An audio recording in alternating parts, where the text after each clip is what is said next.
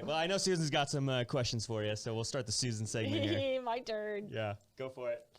Okay, so when did you get these tattoos?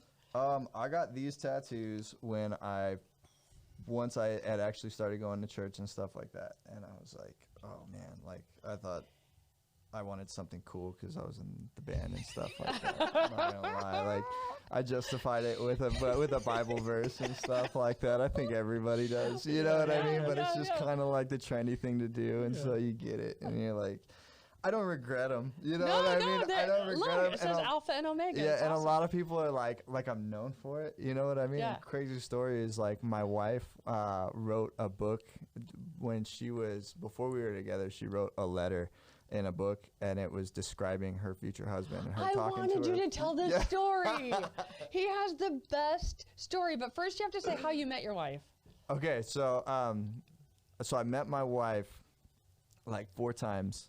Is that good? You had to meet her 4 times. That was exactly it. I met her at some small groups and stuff like that, and I met her once, and they had brought up my seizures, and she was like, "Oh, my brother has seizures," and we talked and stuff like that for a second. I was like, "Yeah, I prayed for you," and that was it. And I kind of like left it, you know, like obviously she was like super cute girl, you know, but at the time, like I was saying, I was so focused on like the music thing, and like I was like, this is my call in life, man. Like this is it, you know, like no distractions, no nothing, you know. I was like blinders, but yeah, I met her, and I thought she was totally cute, but I didn't really like remember her. And like the next time I seen her, I saw her at church, and she was like, oh hey, she comes up, and we're all standing there, me and my buddies, and she comes up, she's like, hi, gives everybody hugs, skips me, goes to the next person. And I'm like, oh, okay, like whatever, no big deal, you know. And not awkward. Yeah, nothing at all, you know what I mean? And like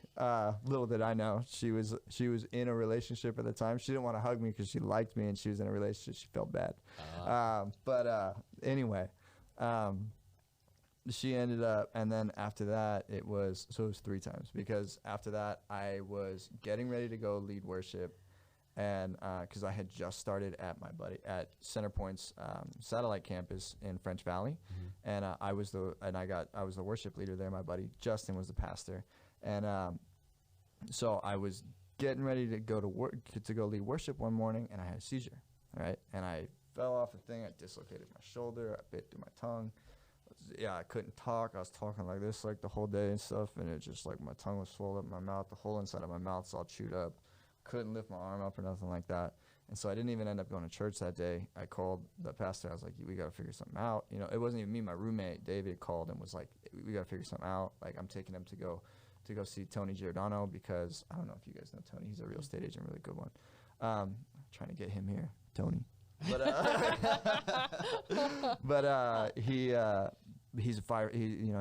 ex-firefighter and stuff like that, and so like they took me there, and he came over, checked me, the whole 9 with the flashlight, all that kind of stuff, and told me I need to get back on my medications and stuff. And I guess Monica came up behind me, and she prayed for me when everybody was praying for me, and then we went to lunch right afterwards, and like I couldn't even talk or nothing. And like when I have seizures, like my mood swings are terrible. Like I go straight to mad, depressive, like crazy mad, right?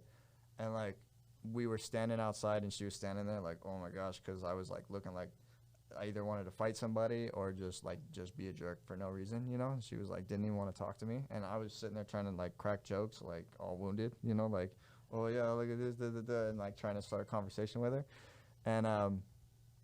and so she was trying to like avoid me the whole day because I had a weird attitude.